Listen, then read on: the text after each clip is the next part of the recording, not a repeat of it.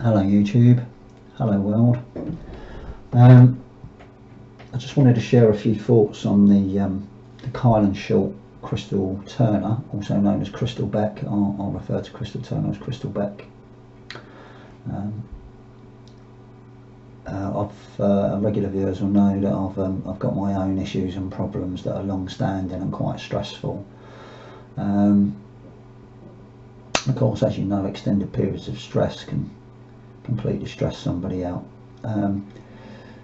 So my ability to look into this as deeply as I would like to are unfortunately limited. But I've noted a couple of things. One, there's not very much original thought going out on YouTube. There is some good information out there. And I hope to bring my experiences to help you. First of all, unfortunately, for the first half of my life, I spent it as a criminal who was going in and out of prisons. So I have a very good idea of how prisoners, how crooks and criminals think and behave.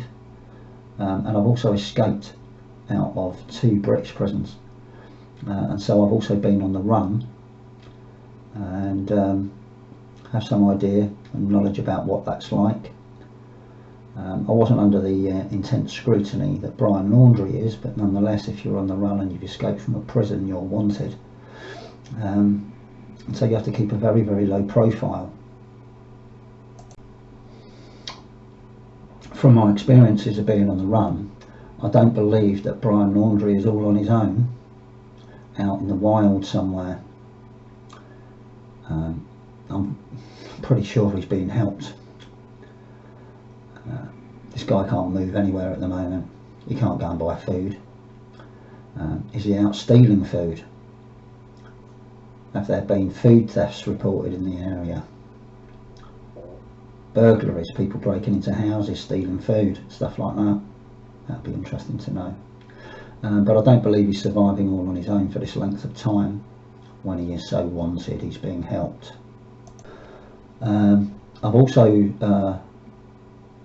What we've also been told is that Brian Laundrie flew home on the 17th of August. This was the day before the bodies of Kylen and Crystal were found. The reason given for Brian Laundrie flying home was that he flew home to clear out a storage locker. Seems quite odd considering he was on the trip of a lifetime, that he would have to fly home to clear out a storage locker. I'm sure friends or family could have done that for him rather than drag him all the way back from a trip of a lifetime, but who knows. What I do know is that if crooks and criminals commit a very serious offence, such as murder, they will want to put as much distance between themselves and the crime scene as possible. The bodies of Kylen and Crystal were found by their boss or by their manager on the morning of the 18th of August. The lady was obviously incredibly stressed and frightened. She would have no idea if the murderer was still loitering around anywhere. But one thing that she noted quite particularly was the rabbit.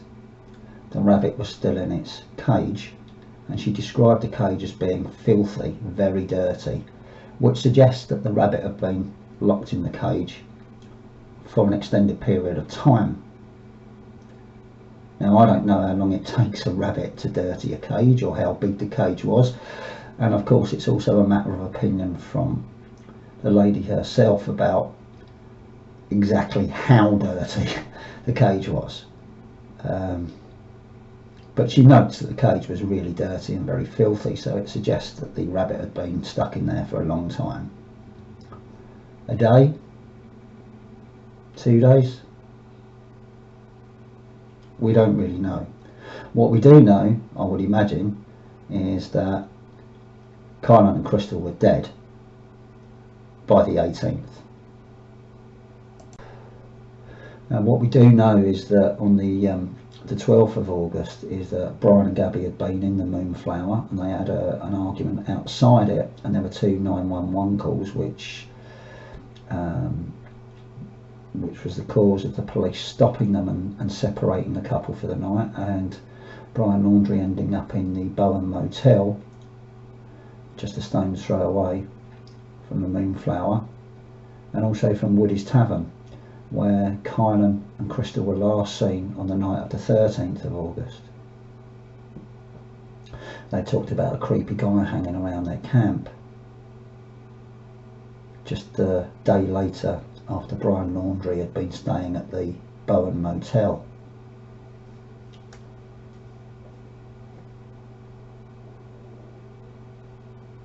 So did Brian Laundrie go out there that night? He was an outdoors guy. He was very keen to be in the outdoors. Even when they were stopped by the police, he kept mentioning to the police how keen he was to get on with their trip, to go and get water, to go for a hike. So did Brian Laundrie really stay in the Bowen Motel that night of the 12th of August? Something else I've also found is that the particular campsite where Kylen and Crystal had stayed, that was on the itinerary of Gabby Petito and Brian Laundrie to stay at. So it was a place they'd already marked as a place they wanted to visit and spend some time at. Did Brian decide while he was in that hotel room, after having a row with his girlfriend and being split up by police, that he was just going to stay in the hotel for the night? Or did he decide that he wanted to be in the outdoors and he wasn't very far away from a place where he wanted to stay? We don't know if Brian Laundrie had a gun, but we also don't know if the ladies, Kylen and Crystal, had a gun. So is it possible that the murderer took the gun from them and used their own gun to kill them? We don't know. But there are a number of potential suspects in this area at the time. Excuse me, like I said, I've got my own stresses and worries, and I didn't write notes on this. I just don't have the time, unfortunately, but you would know. A man escaped from a psychiatric prison where he was incarcerated for life, wasn't deemed safe enough to be released. And this man was a violent sexual predator, so he's a suspect. There's also another man gone missing in the area at the same time, who's flagged up as a potential suspect. They also had a criminal record, I believe, for arson. But arson and killing two women are completely different crimes. I did also see another video on YouTube which suggested that there was a man's body that was found opposite, very close to where Kylen and Crystal were found murdered the week before, but I can't find that video anymore, and the cause of death in that case couldn't be ascertained.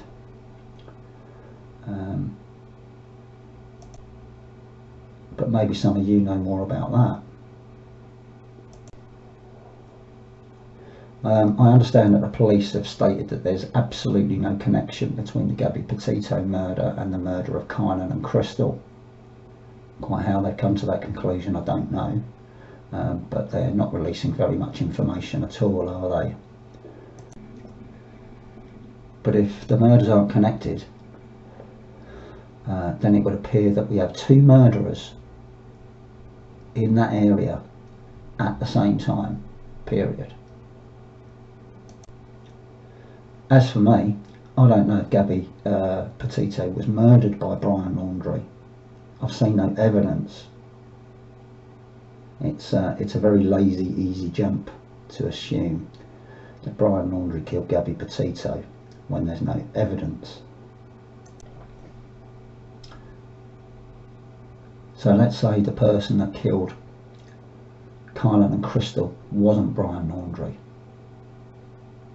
Is it possible that the murderer of Kylen and Crystal had put some distance between him and that murder, and then found Gabby Petito on her own and killed her. And then Brian Laundrie returned, couldn't find her, went looking for her and found her dead body, panicked, freaked out and ran away. I mean, it seems that perhaps if Brian had returned to their van and not found her, searched and then found her dead body, that he would have panicked. He would probably think to himself, everybody is going to think this is me. And he's got no alibi. You can't prove it wasn't him. Of course, the flip side to that is that he did kill her and ran away. The truth is, I've seen no evidence to convict Brian Laundrie of killing Gabby Petito. So were there two killers in that area at the same time killing women? Or do we have one killer? The time frame from the 12th of August, when Brian Laundrie was placed in the Bowen Motel by the Moab police, things get a little bit hazy after that date as to exactly where Brian and Gabby were. I guess a lot of people would say that if Brian Laundrie didn't kill Gabby Petito, he wouldn't have run. I don't know how true that is.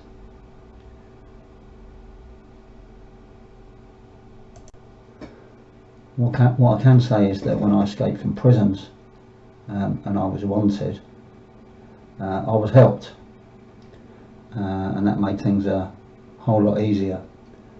But I've also been homeless as a child and through my teenage years, and it was a time when people didn't sit on street corners begging, and things like food and water were very difficult to find. Basically, you have to steal to survive. So every single time you do that, you put yourself at risk of being noticed, identified, and subsequently caught. Brian Laundrie will know that everybody is looking for him at the moment. He can't move anywhere. Did Brian Laundrie have opportunity and motive to murder Kylen Schulte, Crystal Turner, Crystal Beck? Yeah.